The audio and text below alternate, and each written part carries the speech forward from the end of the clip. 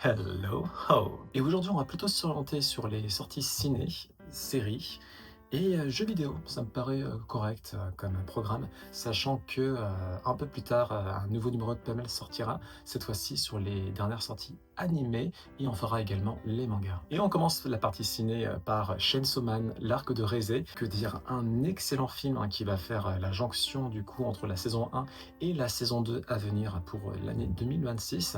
C'était très, très, très, très bon, hein. Outre, une direction artistique, très spécifique, très marquée, très assumée, le personnage de Reise notamment est très, très réussi, hein, en termes d'arc, en termes d'écriture, en termes d'affect. Il y a vraiment quelque chose avec ce personnage qui se crée. Clairement, j'ai pas lu la version papier, mais je suis à peu près certain que ici, avec l'adaptation, du film d'animation, c'est sublimé. Au-delà de ça, l'action, rien à dire, toujours aussi fluide, et toujours aussi, spécifique, en termes de framerate notamment.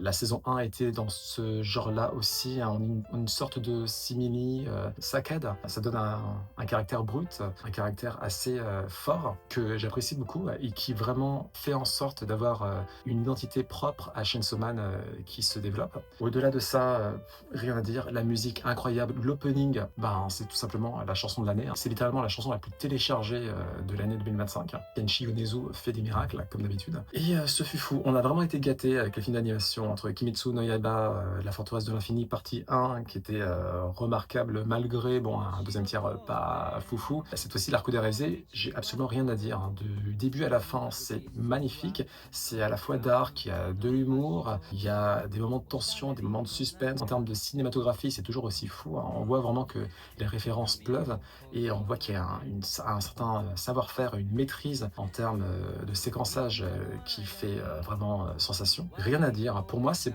le meilleur film d'animation de cette année, hein, clairement. Il n'y a juste aucun défaut. Je vous recommande vivement d'aller le voir, surtout bon, si vous avez vu l'anime. Hein, vous avez littéralement pas le choix, hein, de toute manière, hein, parce que c'est canon, hein, encore une fois. Hein, ce n'est pas un spin-off, hein, ce n'est pas du caractère original. Et au-delà de ça, c'est tout simplement magnifique, hein. L'alchimie entre Denji et Reze est prégnante. Et vraiment, j'ai rien à dire. Même les personnages secondaires sont assez bien développés, notamment un qui n'avait pas été vraiment mis en avant dans la saison 1.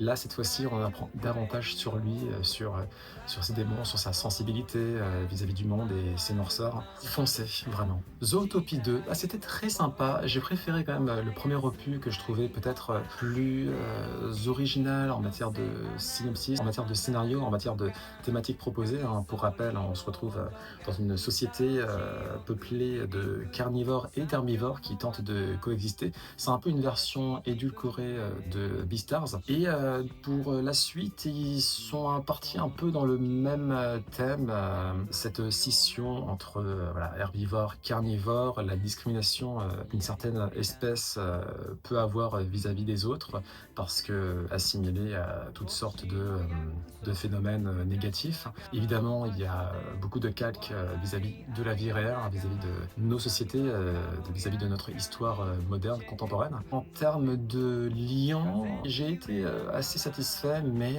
j'ai pas ressenti la même superbe par rapport à Zootopie 1. Dans tous les cas, ça reste une suite réussie, hein. C'est plutôt drôle, c'est assez rythmé, c'est toujours aussi bien réalisé.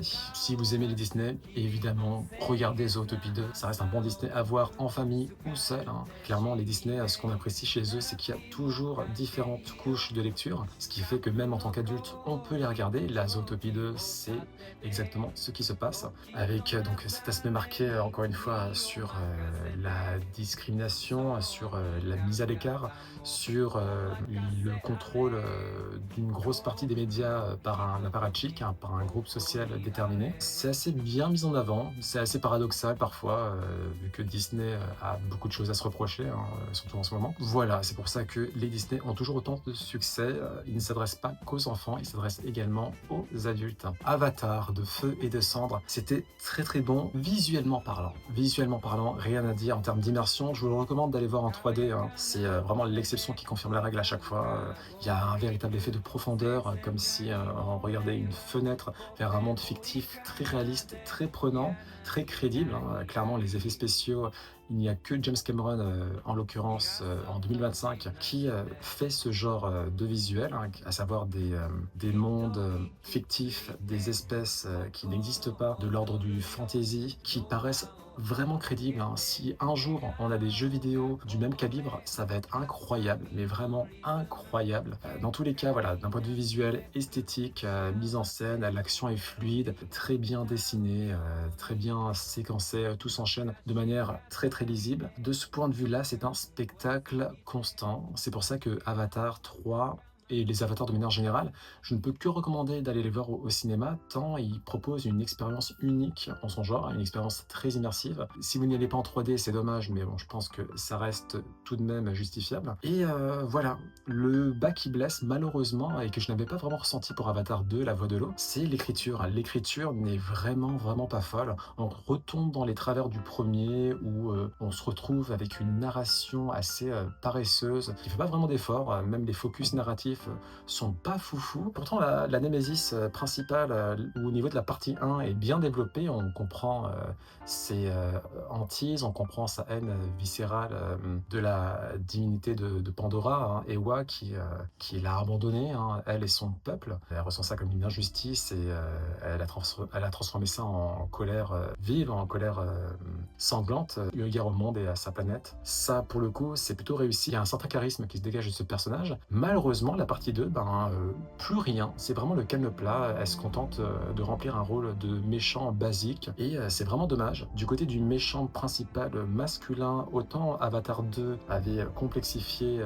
son personnage, son narratif, et heureusement, hein, parce que dans le premier Avatar c'était catastrophique, hein, c'était un méchant vraiment basique de chez basique, je suis méchant parce que je suis méchant, greux. Là dans le 3, ça avance pas, et il est là le problème, hein. Avatar 2 avait plus ou moins complexifié ça avec sa relation avec Spider notamment, qui est son fils biologique, mais là, il danse entre deux eaux, et c'est constant du début à la fin. Il n'y a pas vraiment d'arc, il n'y a pas vraiment d'évolution notable, c'est très plan-plan. Du côté de la famille de Neftari et Jake, eh bien c'est pas foufou non plus, hein. Il y a des constantes de tristesse, de regret, de deuil liées à la fin de la partie 2, mais je n'ai pas été convaincu, ça n'a pas été suffisamment creusé à mon sens. Les arcs sont peu crédibles, en tout cas ils m'ont pas emballé plus que ça, c'est vraiment dommage. À la limite, les arcs de Kiri et Spider sont plutôt réussis. Kiri qui apprend à entrer davantage en symbiose avec la divinité de Pandora, avec la déesse de Pandora. De ce côté-là, ça va encore, hein. Il y a des doutes, il y a des inquiétudes, il y a une certaine colère, et puis un courage face à l'inconnu qui se développe. Et du côté de Spider, cette volonté d'être intégré au Na'vi, hein, de faire partie de leur peuple malgré le fait qu'ils soient de l'espèce humaine, est plutôt bien écrit, donc de ce côté-là, pourquoi pas. Si ça avait été le cas pour les autres personnages, ça aurait été très bien, mais malheureusement, ce n'est pas vraiment ça. Dommage, surtout de la part de James Cameron, hein, c'est ce qui m'avait surpris dans Avatar 1.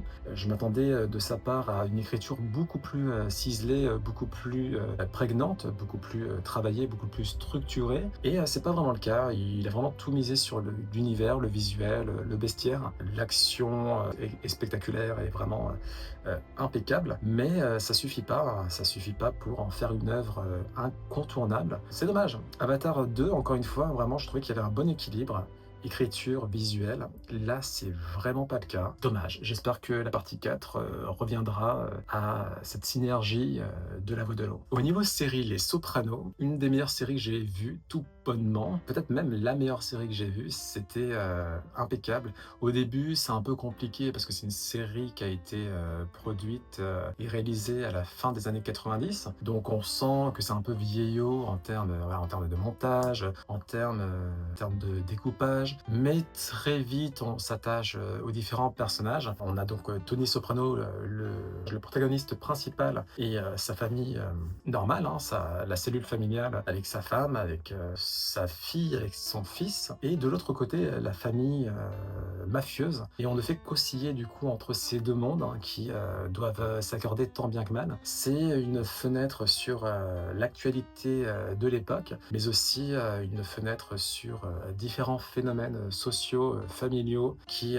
font partie prenante du quotidien de nombreuses personnes. Au-delà de ça, il y a une sensation de réel et d'attachement qui se fait très très vite au fil des épisodes et au fil des saisons. On sait que Tony Soprano est un méchant, mais malgré tout, on apprend à le connaître, on apprend à connaître toutes ses facettes, les plus mauvaises, mais aussi les meilleures. Et puis quel humour, quel sens de l'humour, c'est quand même fou d'aborder des thématiques très sérieuses, très dures parfois, et avoir un humour impeccable, imparable à chaque instant. C'est aussi ce qui fait la force des Sopranos, au-delà de sa lecture sociale et artistique, hein, en termes de réalisation, en termes de script, hein, au niveau des dialogues, c'est vraiment impeccable. C'est juste un 20 sur 20, c'est fou. Le fait d'avoir écrit des dialogues si naturels et si prenants, si humains, c'est rien à dire. Vraiment, je suis vraiment bouche bée hein, face à une telle écriture qui, même dans les séries HBO, est assez rare, hein, mine de rien. Du coup, je peux que vous recommander de regarder cette série, hein. C'est juste un coup de cœur incroyable. Alors la série est dure, hein, nonobstant, malgré l'humour, ça reste parfois très compliqué. La conclusion me marquera à jamais, hein, tellement elle est folle. J'avais pas vraiment compris au départ, et puis finalement j'ai compris. Coup de coffre, ça fait assez rude. Foncez voir cette série si vous ne l'avez pas encore vue. Aux côtés de The Wire, je pense qu'elle fait partie clairement des séries qui pourraient mériter le statut de numéro 1 de toute l'histoire des séries produites à ce jour.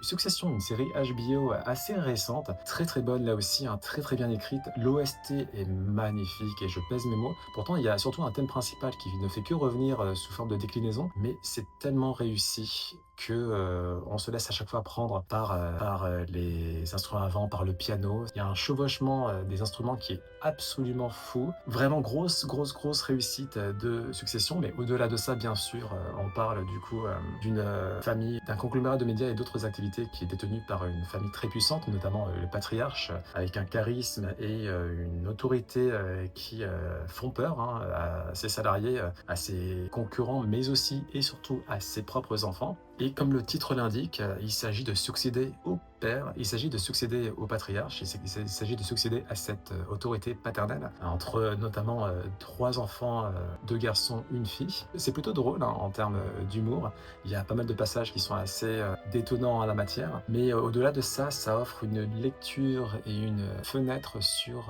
ce que peuvent ressentir, sur ce que peuvent vivre les ultra riches hein, dans leur bulle privilégiée.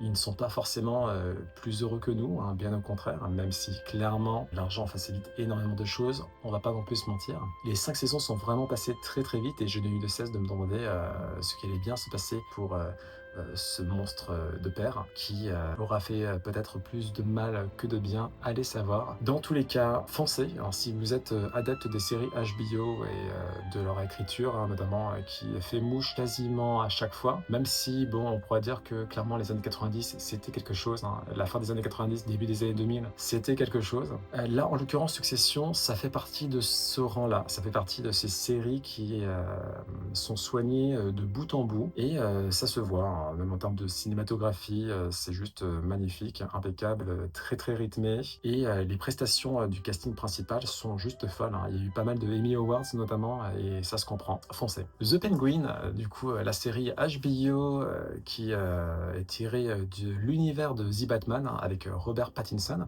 C'était sympa, assez dark, très dark même. Ce qui est assez intéressant, c'est que ils font en sorte de développer le personnage du coup de Osman, le pingouin, interprété par un formidable Colin Farrell. Et ils ne commettent pas la bêtise, entre guillemets, de le rendre trop humain.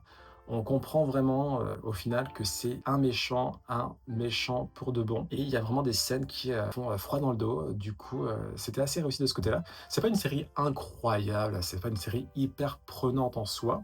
Je pense que s'arrêter à la saison 1, ça sera très bien. Mais ça fait le café. Et si vous êtes adepte du Lord Batman, vous pouvez foncer les yeux fermés. Enfin, tâchez de les laisser ouverts un peu quand même, histoire de profiter du show. La production est plutôt bonne, rien de spécial en soi, mais ça reste du HBO. Ils font un peu d'effort quand même en la matière.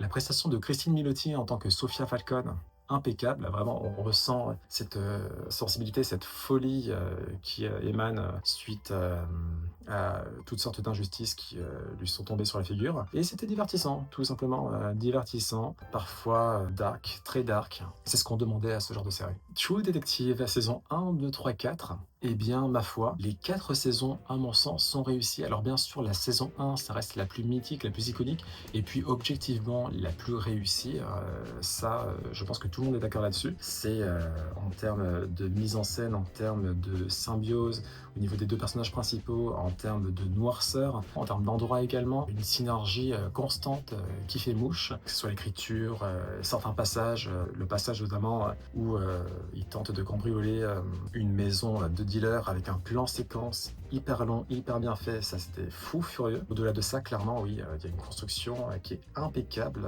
que ça soit au niveau des personnages, ou au niveau de l'histoire principale. Et le statut d'icône, de cette saison 1 est mérité amplement. Je comprends pourquoi la saison 2 a déçu pas mal de personnes, parce que c'est des saisons, si vous voulez, qui font en sorte de toujours se démarquer en termes de formule par rapport à leurs prédécesseurs. La saison 2, il y a de bons moments, les personnages sont plutôt bien écrits, il y a des scènes aussi également assez marquantes. Après, oui, l'écriture est en dessous, clairement, il y a des dialogues qui font un peu nanar, c'est dommage. Le rythme aussi est moins fluide, plus dégoupé, mais nonobstant, je me suis pris vraiment, dans l'histoire, qui font qu'au final, la saison 2 est réussie à mon sens, même si, oui, pas mal d'imperfections, par rapport à la saison 1.